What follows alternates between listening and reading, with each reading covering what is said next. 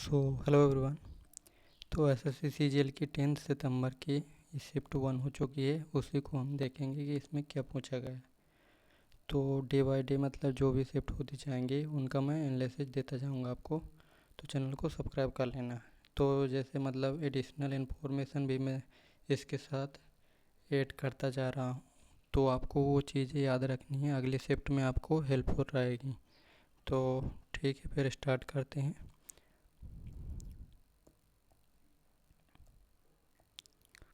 इसमें पहला क्वेश्चन जो पूछा गया है कि इसमें पूछा गया है कि पहले सती प्रथा का जो अंत किसने किया था। ये सती प्रथा का अंत वो किसने किया था? राजा राम मोहन राय ने। ठीक है, राजा राम मोहन राय ने अलोंग विथ किसके साथ किया था? William Bentinck. तो अब इससे ये हो गया, जैसे इसमें पूछा कि सती प्रथा का अंत किसने किया? राजा राम मोहन राय। ठीक, अब ये पूछ सकता है कि ईयर किस समय? तो 1829। और आपको इससे याद आना चाहिए कि 1828 में ही ये राजा राम मोहन ने ब्रह्म समाज की स्थापना की थी, और 1814 में आदमी सभा। तो ये चीज़ें हैं सती प्रथा का, जैसे आया है क्वेश्चन, तो राजा राम मोहन से ये चीज़ आपको याद रखना चाहिए। और यदि आपको हो सके तो ये बताना कि राजा राम मोहन राय को राजा की उपाधि किसने दी थी, कमेंट पर। ठीक है, और फिर दूसरा क्वेश्चन है हमारे पास कि कौन सा राज्य जिसका सबसे बड़ा रेलवे नेटवर्क है?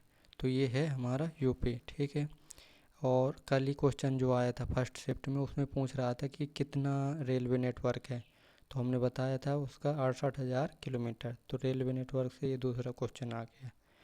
ठीक है, तो और इसका यदि पूछते कि यूपी कितना है, तो ये है 9,077 किलोमीटर अप्रोक्स। ठीक है, और नेक्स्ट क्वेश्चन है कि महाबलीपुरम मंदिर कहाँ पर है? तो ये है तमिलनाडु पर। ठीक है, तमिलनाडु है। और इसको पूछे कि किसने बनवाया है, तो पल्लव डायनेस्टी के, मतलब पल्लव वंश के जो हैं, ये नरसिंह द्वितीय। ठीक है, नरसिंह द्वितीय।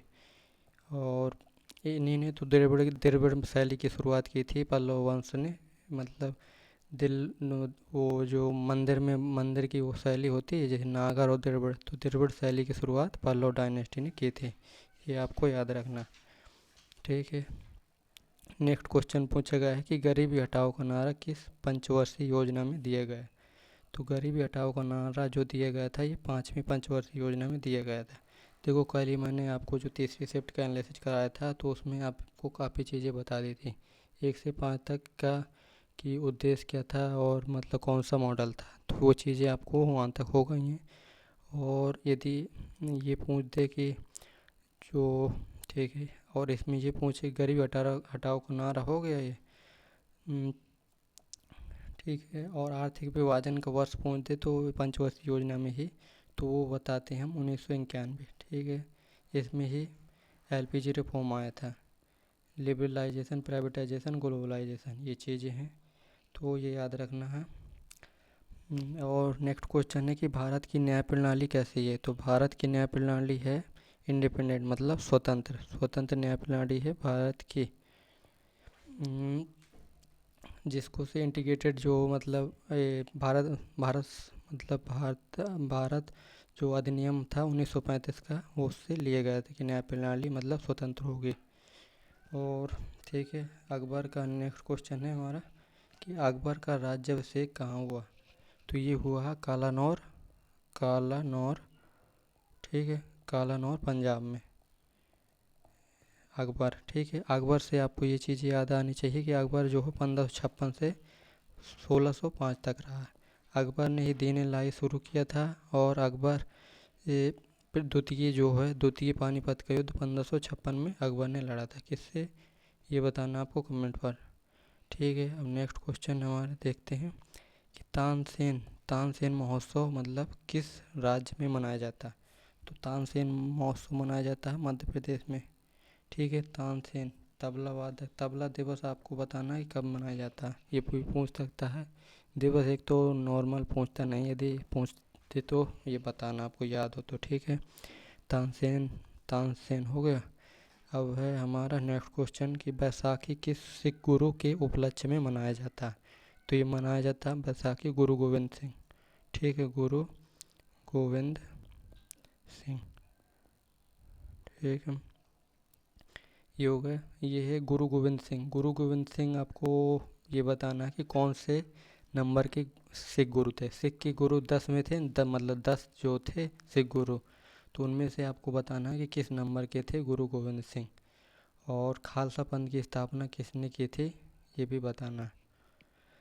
एक डीपीएसपी से संबंधित एक क्वेश्चन था, तो उसमें ये भी मतलब ये फैक्ट वाइज था कि मतलब ऑप्शन में दिए था कि ये सही है कि नहीं। तो 4 ऑप्शन दिए होंगे, तो उसमें 3 करेक्ट होंगे और एक इनकरेक्ट बताना था। तो डीपीएसपी से हमें ये ध्यान रखना है कि ये सबसे पहले लिए गए हैं आयरलैंड से और 36 से 51 तक, ठीक है। 36 से 51 तक लिए गए हैं और ये वाद्य योग नहीं है। जिसमें से हम मैं इम्पोर्टेंट बताऊं तो देखो 36 में ही परिभाषा दी गई है और 37 में कहा गया है कि मतलब ये वाद्य योग नहीं है, ठीक है। और 38 में कहा गया है कि मतलब जो भी मतलब जैसे जनता के कल्याण के लिए जैसे राशन कार्ड और ये मुफ्त जो भी सहायता होंगी वो प्रदान की जाएंगी। 39 में है कि मुफ्त ये है समान काम के लिए समान वेतन। ये आपको ये भी जितने भी फंडामेंटल मतलब ये ड्यूटीज़ हैं मतलब, तो ये आपको याद कर लेना, राजकीय नीति निर्देशक तत्व, ठीक है। नेक्स्ट क्वेश्चन देखते हैं। इसमें पूछा गया है कि पुरुष हॉकी किसने जीता, ठीक है। पुरुष हॉकी 2023 मास्कट मतलब क्या था, तो मास्कट था हमारा ओली था हमारा मास्कट। मास्कट होता नहीं है तो वही है कि 2026 में पूछ दे कि कहाँ होगा, तो 2026 में बेल्जियम और नीदरलैंड, ठीक है। ये आपको याद रखना है। और इसमें जो पुरुष हॉकी 2023 में जो विनर हुआ था ये हुआ था जर्मनी, ठीक है। और ये है कि कर्लिंग स्टैंड, ठीक है, मस्कट, ठीक है। ये चीज़ें आपको याद रखना है। और नेक्स्ट क्वेश्चन है हमारा कि एप्स किस फाइलम से संबंधित है। तो एप्स जो भी फाइलम जो होते हैं मतलब जो बायोलॉजी में आप देखते होंगे क्वेश्चन जो भी पूछे जाते हैं ज़्यादातर किंगडम से या फिर फाइलम वाले चैप्टर से और टिश्यूज वाले यही से और सेल वाले चैप्टर से पूछे जाते हैं, तो इन्हीं को आपको याद रखना है, ठीक है। तो एप्स फाइलम जो आता है वो कॉर्डेटा के अंतर्गत आता है। कॉर्डेटा पूछे कि इसके अंतर्गत तो नोटोकॉर्ड, ठीक है। रेप्टाइल में जो रेप्टाइल होते हैं हमारे तो 3 चैम्बर्ड मतलब हार्ड होता है उनका। और एप्स का पूछे कि कितने चैम्बर्ड होता है तो 4 चैम्बर्ड ये वार्म ब्लड होते हैं मतलब गर्म रक्त के वो होते हैं, ठीक है। अब नेक्स्ट क्वेश्चन है हमारा राष्ट्रीय आय की गणना सबसे पहले किसने किया। तो राष्ट्रीय आय की सबसे पहले गणना की थी दादा भाई नौरोजी ने। और दादा भाई नौरोजी ने देखो ठीक है, दादा भाई नौरोजी ने किया था। और दादा भाई नौरोजी ने ही एक वो संगठन भी बनाया था। दादा भाई नौरोजी की पुस्तक आपको बतानी है कौन सी है। हाँ ठीक है, नेक्स्ट क्वेश्चन हम देखते हैं। अष्टक का नियम किसने दिया, तो अष्टक का नियम दिया था न्यूलैंड ने, ठीक है, 1865 में।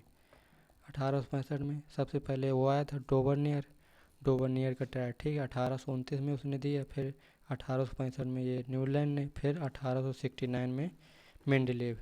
और मेंडलीव की पीरियोडिक टेबल में जो है एलिमेंट जो भी थे वो एटॉमिक मास के बेस पर लगे हुए थे, तो उसमें 63 एलिमेंट थे, ठीक है। ये भी पूछा गया है कि इसमें मतलब CHSL में पिछले अभी एग्ज़ाम जो हुए कि 63 एलिमेंट थे मतलब, ठीक है।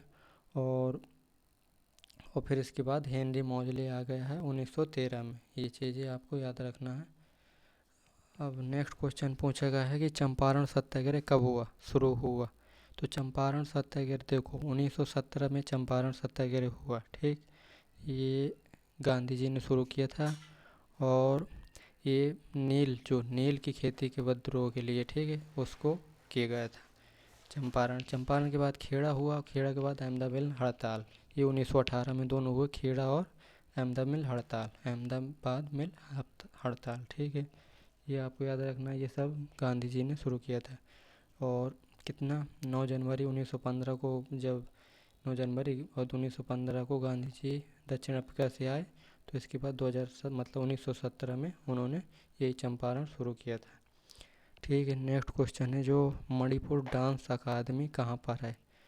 तो मणिपुर डांस अकादमी जो है हमारे ये है इम्फाल में, इम्फाल, ठीक है, इम्फाल में है। इससे कोई क्वेश्चन मतलब सीधे सीधे मेरे स्टैटिक का पूछा गया तो इसके अंदर कुछ बताने लायक नहीं, सीधे आपको याद रख लेना है कि मणिपुर डांस अकादमी कहाँ पर है, इम्फाल में। नेक्स्ट क्वेश्चन पे बढ़ते हैं हम।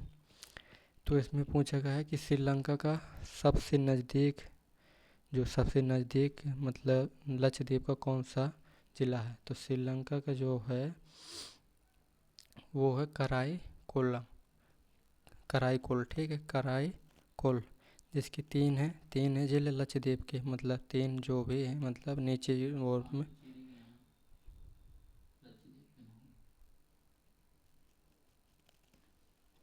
अच्छा, तो इसमें गलत लिख गया है, इसमें लक्षद्वीप नहीं, इसमें पौंडुचेरी होगा, ठीक है, पौंडुचेरी। लक्षद्वीप पौंडुचेरी, ठीक है, पौंडुचेरी, हाँ, पौंडुचेरी के तीन ज़िले हैं, यमन और पुडुचेरी और कराईकल, ठीक है। कराईकल सबसे श्रीलंका के सबसे निकट है, ये आपको याद रखना है। और माहे भी है एक ठो। अब इसमें नेक्स्ट क्वेश्चन जो पूछा गया है कि नियंत्रक एवं महालेखा परीक्षक किस अनुच्छेद में। तो नियंत्रक एवं महालेखा परीक्षक 148 से 151 तक है, जिसमें से 148 में बताया गया है कि नियंत्रक एवं महालेखा परीक्षक का मतलब वो होगा, एक नियंत्रक एवं महालेखा परीक्षक होगा। और 149 में कहा गया है कि उसके कार्य और शपथ का बारे में बताया गया है। 150 में कहा गया है कि ये जो मतलब